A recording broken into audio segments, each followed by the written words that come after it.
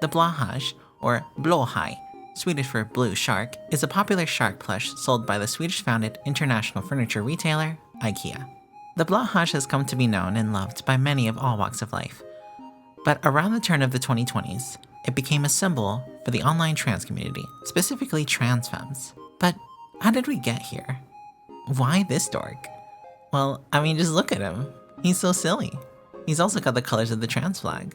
But so do a lot of other characters, but not quite have the cultural clout of the Blåhaj. Well, in order to see why this is the case, and why this shark got so popular in the first place, we'll need to venture all the way back to the mid-2000s, which, by the way, was 30 years ago at this point. But before we go on, let's get the pronunciation of this boy out of the way. In the native Swedish, this is pronounced Blåhaj, but as the shark made its way into the English-speaking world, the pronunciation was butchered to Blåhaj, since most English speakers aren't aware of how to pronounce the O, the A with the ring, and the J in English is often pronounced J, rather than the Y of other Germanic languages. So to compromise, in this video I'll be using the Swedish style of pronunciation, but with my silly American accent, Blåhaj.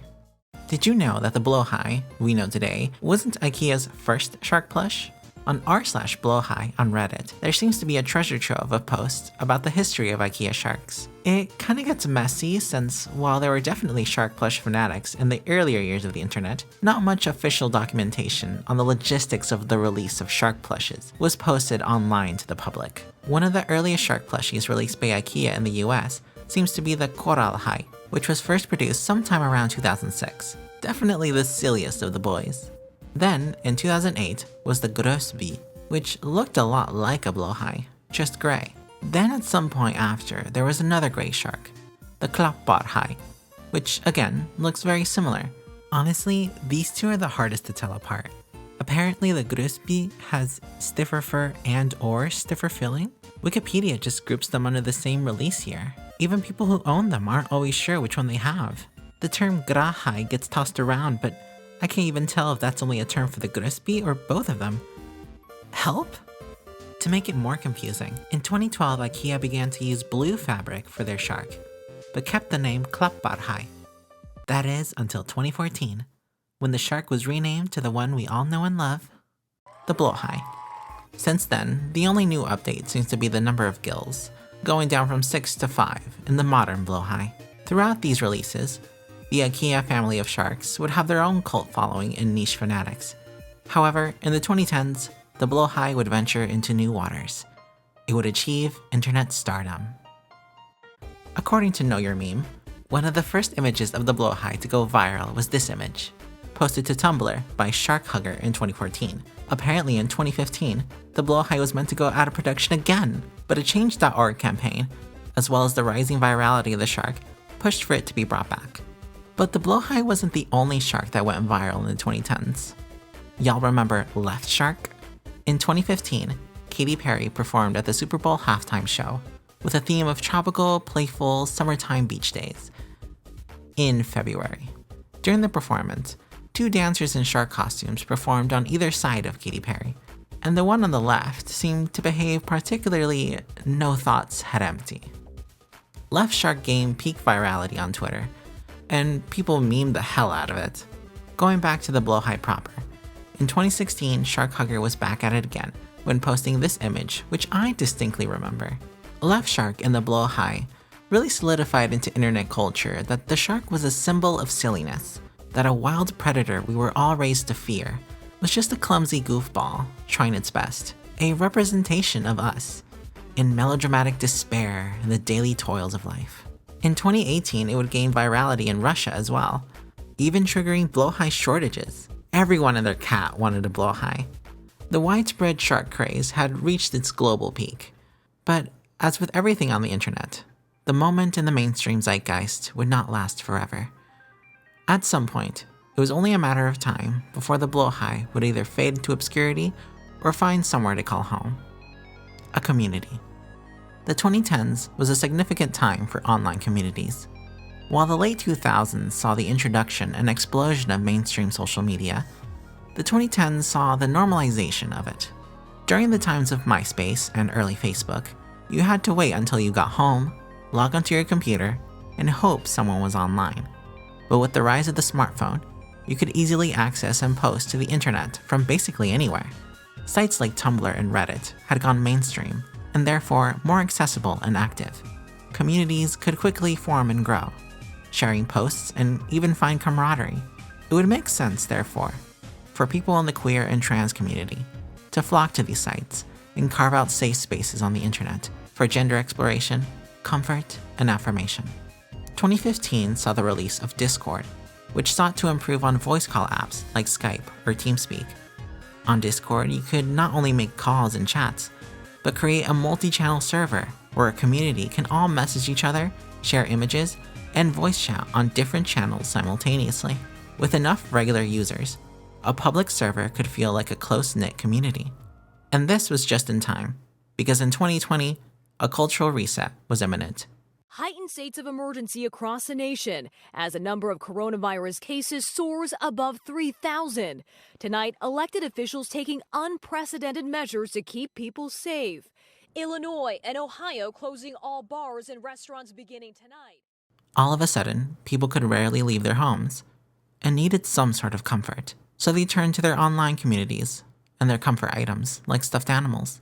Because of this isolation, the pandemic was also a time for introspection for a lot of people. Talk about mindfulness and self-care went mainstream, and many closeted queer folks had ample time, maybe painfully too much time, to question their identity. Many gender-questioning folks, or eggs, had ventured into the internet for possible answers to their questioning. And by this time, they found these already highly active communities on r/eggirl, Tumblr Spaces, and Discord servers. And it only takes one person to superimpose the cropped image of their comfort item onto a trans flag and hit send for the community to consider the following. Hey, I have one too, oh my god. The trans colors are on the shark. Every cute girl needs a cute shark to cuddle with. It becomes a little inside joke. Until it's not really a joke anymore. Now, of course, Blåhaj memes with the trans flag had existed before 2020. But, as we saw, it was one of the many demographics that proudly posted their Blåhaj. When the pandemic hit, most of the world had moved on from the craze. But in these niche trans spaces on the internet, the Blåhaj had found a forever home. And in the years to come, as the world slowly crawled out from the fallout of the pandemic, many previous questioning eggs had emerged as newly hatched trans folks, holding their Blåhaj by their side. The Power of the Shark, How an IKEA Plush Became the Face of Trans Feminine Culture, a blog post by Transfemme Megan Cherry, was one of the works I referenced when doing research for this video. Some of the most heartwarming lines from the blog is as follows, when Megan is describing the first time buying her own Blåhaj with her mother. I added it to our cart, offering a truthful yet embarrassing explanation. This shark is a transgender icon. I said not a further word about the matter. My mom was immediately understanding, as she had been throughout my entire transition. She knew what it was like for her daughter to buy something just because all the other girls had one. The shark now lives by my bed, alternating between a body pillow, lumbar support, and a hug buddy who gets tucked every single morning as I make the bed. My affection for it started as a bit of a joke, but quickly became very earnest. There's something very valuable to the touch-starved in a person-shaped pillow, packing a cute face to enter our heart. So yeah, the Blåhaj. Now is a bit of an awkward time to say that as a trans girl, I actually don't own a Blåhaj. I know.